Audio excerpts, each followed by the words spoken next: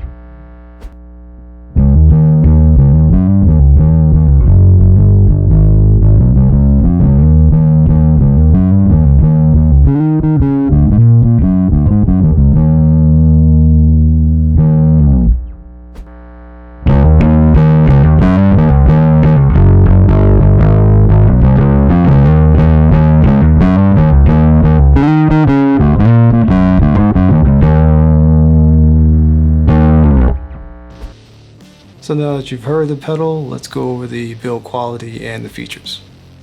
In regards to the build quality, the pedal seems really solid.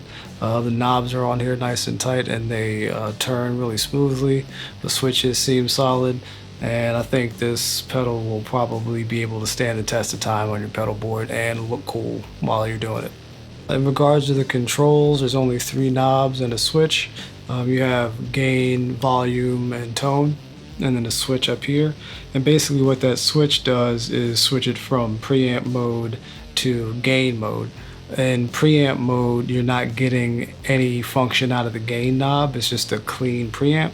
And then when it's in the gain mode, you actually get to use the gain knob to give you some pretty substantial distortion, which is really nice. And the tone knob is more of a filter type knob. It's not a more bass on one side and more treble on the other. It kind of just like opens up the tone from one side to the other. So overall, the pedal is really simple and really easy to use. So as far as my impressions of the pedal, I'm a big fan of this guy. This is one of those pedals where the first time I turned it on, it gave me that, okay. This thing sounds fantastic, and it's really, really easy to use. In the preamp mode, you just get this very clean, kind of juicy, like low mid heavy kind of sound that if you're playing through a rig that's kind of sterile, or you know, you're playing through just like straight into the front of house and using in-ear monitors, this pedal is killer because it gives you some of that big fat warmth back into your in-ears or through a rig. And I think a lot of people will find this very useful. So things that are particularly interesting about using this pedal, like I mentioned before, when it's in preamp mode, the gain knob doesn't do anything at all. So the pedal's not broken. Just make sure if you're trying to get some gain, you're actually in the gain mode. The tone knob doesn't have a gigantic impact on the sound like some tone knobs can. This one feels a lot more subtle. It kind of just is full range on the one side and then just really dark on the other. So you don't get like a bass boost or anything. But I think the tone knob is useful but pretty subtle. The gain knob, however, is not subtle whatsoever. All the way on the left, you get just a little bit of gain, and all the way maxed out, as you heard earlier, you get some pretty gnarly distortion. And I think when you're putting this pedal in your signal chain, one of the things you might want to keep an eye on is your gain staging, because this pedal tends to kind of re-center the bass of your sound, no pun intended. It takes the high mid frequencies and kind of like pushes them back a little bit and brings up your lower mid frequencies, and that can make your bass sit very differently in a band setting or in a mix. So just make sure you're kind of riding your volume knob depending on where your settings are with your gain and your tone control to make sure that you're still getting good volume. One of the things that's really cool about this pedal is that it doesn't take its character and kind of force it on top of the tone of your instrument. As you'll hear a little bit later, this kind of gets out of the way of the character of your bass while still providing some chunky, like low mid and warmth to the sound. But your basses still definitely sound like your basses, which I think is really, really cool. At the same time, what that does is make this pedal pretty versatile. I think you could use this in a bunch of different settings. I think you could use it in kind of like a heavy rock setting or even a metal setting if you use some EQ with it. And I also see it being used in a much more kind of like maybe like a Motown-ish vibe or country or anything that requires just like a little bit of gain to get your bass to sit well in a mix. This pedal, I think, could probably do all those different things pretty well, and I think for the price, that makes this a pretty solid deal. Speaking of versatility, I ended up using this pedal with a bunch of different basses just to give you an idea of how it can sound in a more traditional instrument like a Fender Jazz, in an alternative style instrument like a Sandberg 48, and something super, super modern like my Dingwall NG3. And one of the other things I did was an experiment.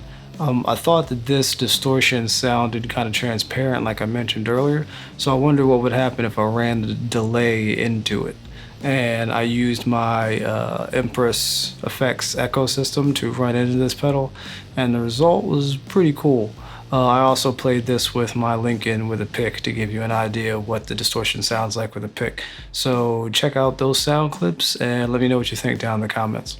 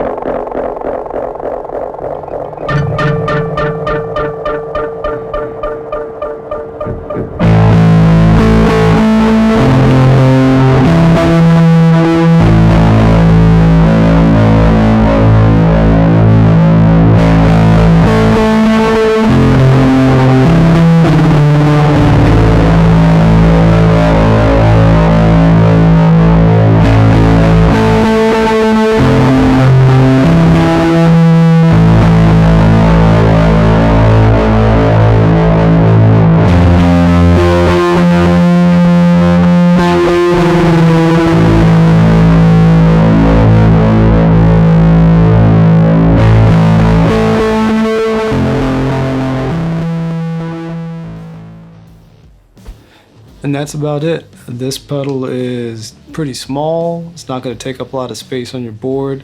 It's built really well, so it's going to stand the test of you kicking it around.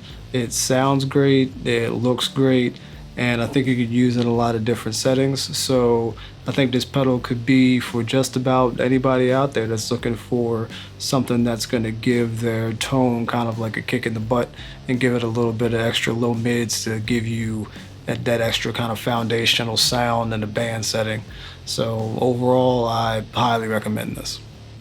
If you dug the video, please do subscribe and leave me a thumbs up and hit that notification bell for some cool new videos coming down the pipe. I've been mentioning the different collaborations that I was working on, one of which you saw in the intro video.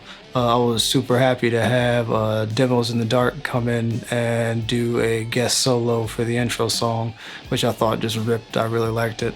Let me know what you thought of the intro song in the comments. I'd really like to know. But I want to just give a really big thanks to Demos in the Dark for doing that. And if you haven't checked out his channel, he actually does a bunch of killer guitar reviews, guitar pedal reviews, guitar gear, and I think if you like this channel, you're definitely going to like his channel. I'm not a guitarist, but I go over there to watch the demos just because he writes cool songs and the gear seems pretty awesome, and I end up trying to buy the stuff that he plays through anyway. But yeah, so thanks again to Demos in the Dark for that. And that brings me to the end of the video. If you have any questions or comments about the pedal, leave them in the comments below and I'll make sure to get back to you. Or if there's any kind of like combinations you think you might want to hear with this guy, just let me know and I'd be glad to do that in another video. That said, I hope you are staying happy and staying healthy, and I hope to see you in the next video. Take it easy.